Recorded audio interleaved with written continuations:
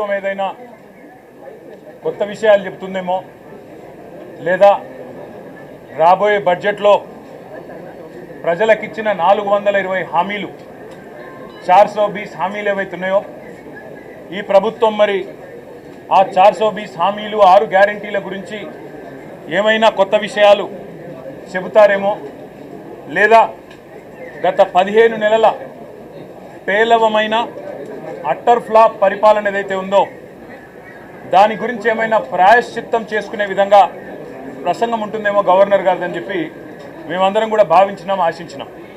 కానీ ఇది గవర్నర్ గారి ప్రసంగం లాగా లేదు. ఒక మాటలో చెప్పాలంటే గాంధీ భవన్లో కాంగ్రెస్ కార్యకర్తల ప్రెస్ మీట్ లాగా ఉంది తప్ప గవర్నర్ గారి ప్రసంగం లాగా మాత్రం లేదు. పాపం పెద్ద ఆయన గవర్నర్ గారి నోటెంబడ కూడా చాలా అబద్ధాలు, ఒకటి కాదు రెండు కాదు, ఎన్నో అబద్ధాలు, ఎన్నో అర్ధసత్యాలు, ఎన్నో అసత్యాలు కూడా పాపం వారి నోటెంబడ కూడా పలకాల్సి రావడం మేము కూడా బాధపడతా ఉన్నాం. కాంగ్రెస్ సర్కారు యొక్క ఘోర వైఫల్యం వల్ల ఈరోజు రాష్ట్రంలో రైతాంగం ఆందోళనలో ఉంది. ఎక్కడికక్కడ పంటలు ఎండిపోతున్నాయి. రైతులు ఇప్పటికే 480 పైచిలకు మంది రైతులు ఆత్మహత్య చేసుకున్నారు. వాళ్లకు కనీసం ఒక్క మాట, వాళ్లకు సాంత్వన చేకూర్చే మాట, వాళ్లకు ఉపశమనాన్ని ఇచ్చే మాట, వాళ్ళకు భరోసానిచ్చే ఒక్క మాటనన్న గవర్నర్ నోటెంబడి వస్తుందేమో. పంటలు ఎండిపోకుండా కాపాడుతాం, నీళ్ళు ఇస్తాం, బుద్ధి తెచ్చుకున్నాం, ఇకనైనా బుద్ధితో మెదులుతామని చెప్పి ఒక్క మాటన్నా చెప్తారేమో అనుకున్నాం. ఒక్క మాట కూడా వారి నోటెంబడ రాలేదు. అసలు ఈరోజు వరకు రాష్ట్రంలోని ఏ గ్రామంలో కూడా 25 నుంచి 30% మించి రుణమాఫీ జరగలేదు. ఇది నిర్వివాదం. ఇది మేము శాసనసభలో పోయిన సమావేశాల్లోనే అడిగినాం. ముఖ్యమంత్రి గారు సొంత ఊరికి పోదామా, సొంత నియోజకవర్గానికి పోదామా, ప్లేసు డేటు టైము మీ ఇష్టం, ఊరు కూడా మీ ఇష్టం. ఒక్క ఊళ్ళే 100% రుణమాఫీ అయితే మేమందరం రాజీనామా చేసిపోతామని చెప్పి కూడా చెప్పినాం. కానీ మళ్ళీ ఈరోజు గవర్నర్ గారి నోటెంబడ రుణమాఫీ అయిపోయింది, లక్షలాది మంది రైతులు సంతోషంగా ఉన్నారు అని చెప్పి అబద్ధాలు చెప్పించి గవర్నర్ గారి స్థాయిని కూడా దిగజార్చి ఈ కాంగ్రెస్ ప్రభుత్వం మళ్ళొక్కసారి తన భ్రష్టత్వాన్ని, తన నీచత్వాన్ని బయటపెట్టుకుంది.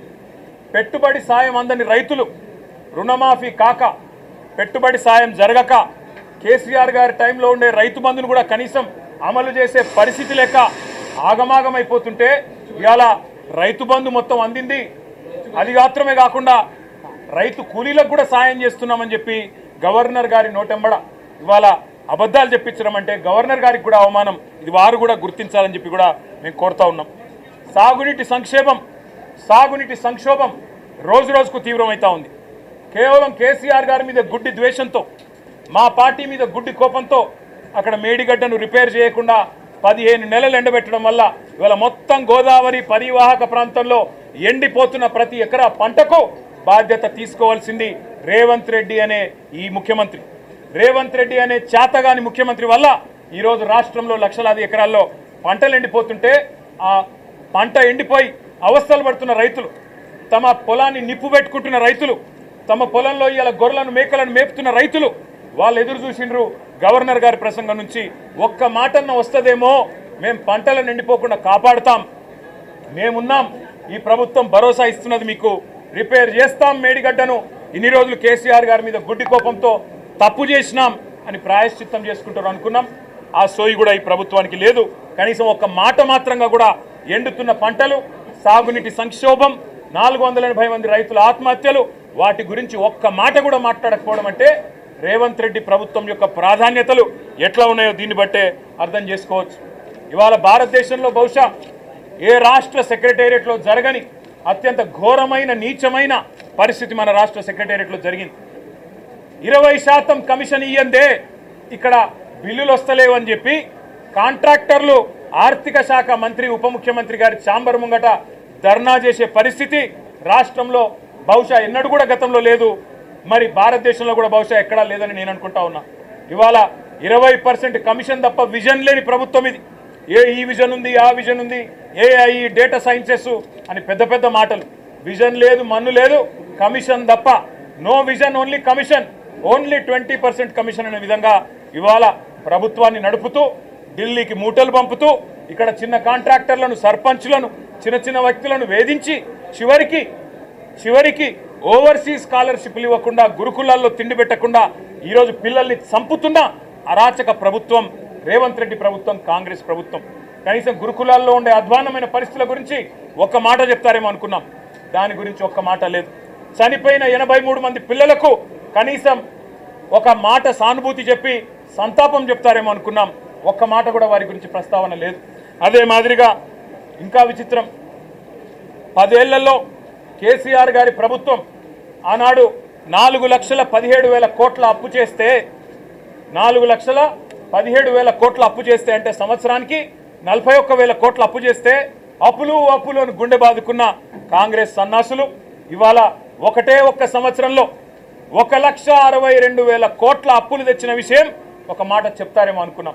సరే, కేసీఆర్ ప్రభుత్వం కొత్తగా ఏర్పడ్డ తెలంగాణకు ఒక బలమైన పునాది వేయాలని బ్రహ్మాండమైన పథకాలు, రైతులకు వ్యవసాయానికి మాత్రమే 10 ఏళ్లలో కేసీఆర్ ప్రభుత్వం ఖర్చు పెట్టింది దాదాపు 4.5 లక్షల కోట్లు.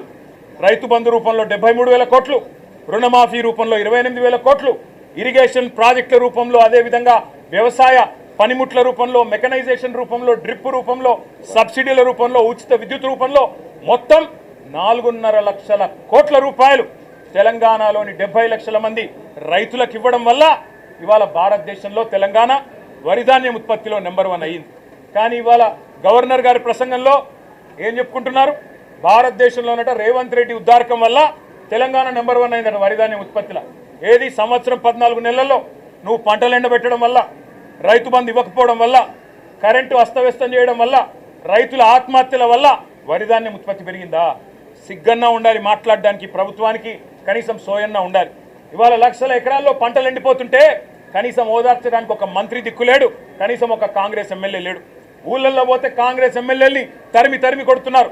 ఏది రైతు బంధు, ఏది రుణమాఫీ, ఎక్కడ తెచ్చిండ్రు మీరంతా అని చెప్పి ఊళ్ళల్లో ఇవాళ తరిమి కొడుతున్న పరిస్థితులను దాచిపెట్టే ప్రయత్నం గవర్నర్ గారి ప్రసంగం ద్వారా చేసిన మాట. 1,50,000 కోట్లు, 1,62,000 కోట్లు అప్పు చేసి ఒక్కటంటే ఒక్కటి కూడా పథకాన్ని ప్రారంభించని ఒక అసమర్థ ప్రభుత్వం రేవంత్ రెడ్డి ప్రభుత్వం. కేవలం కుంభకోణాలు, 20% కమిషన్లు, 30% ల్యాండ్ డీల్స్.